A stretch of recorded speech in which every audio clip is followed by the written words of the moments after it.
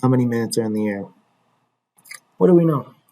Well, we know that there are 365 days in 1 year. So 1 year would equal 365 days. So we'd have 365 days for 1 year. And then we'd have how many hours are in a day? Well, in 1 day, there are 24 hours. And then in 1 hour, there are 60 minutes. Now it says solve. So basically what we're going to do is we start canceling things out. We'd be like, all right, 1 year cancels out with one, like year cancels out with year. And so this would give us 365 days over 1. Then this next part, 24 hours over 1 day. So we have 24 hour and 1 day. So day and day cancels out, and then we'd have 24 times 365. Well, 24 times 365 is, I don't know, that's why I'm using my calculator right here. 365 times 24. 8,760 hours over 1. And we know that there's 60 minutes in 1 hour. So now we can cancel out the hour and do 60 times 60. And we'd be left with 525,600 minutes in 1 year. So this is an example of what we're going to be doing. We're going to be canceling out. We're going to be canceling out units of measurements. This is bringing back like chemistry flashbacks of canceling things out. All right, last one. I promise, because look, add more pages. Hopefully we don't need to add any more. So remember, red, don't need to write it.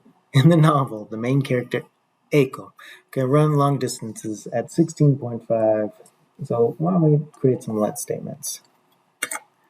Let K equal Kanajako. All right, so we already know that it's 16.5 K. It's kind of Jaco, but per 1 second.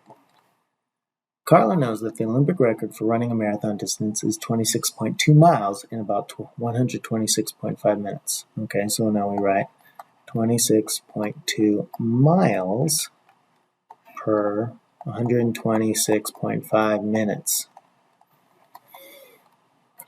She wonders if Eiko could beat that record. So if 1 Kenjaku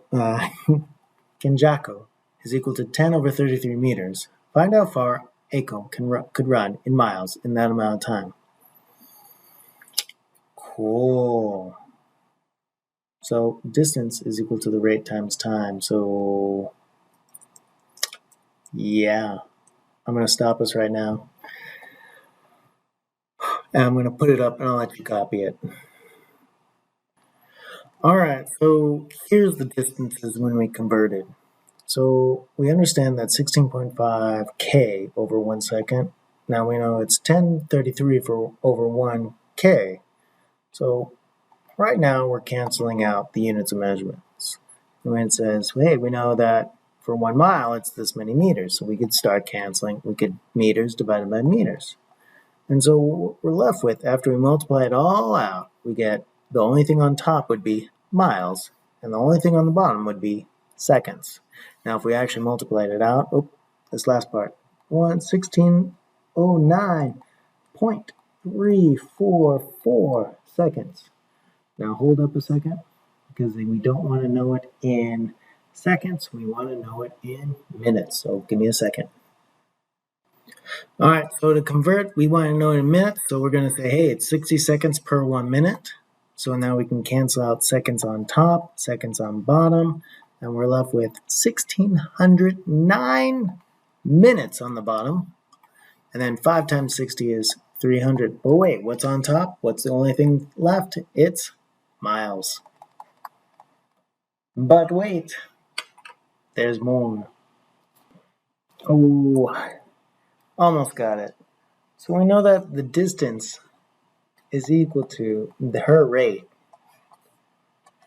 times the time, which would be 126.5 minutes.